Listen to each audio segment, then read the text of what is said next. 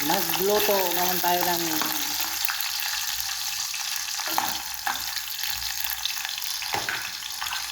manok.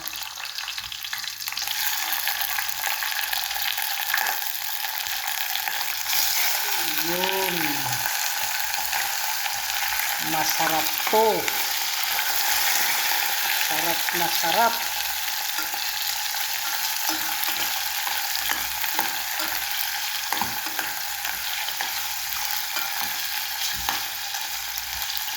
Manok ang pinakamarami dito. Isda. Pangitaon pang isda. Pangitaon pang isda diri. Ayun. Handa ng suka. Handa ng patis. Handa ng sili.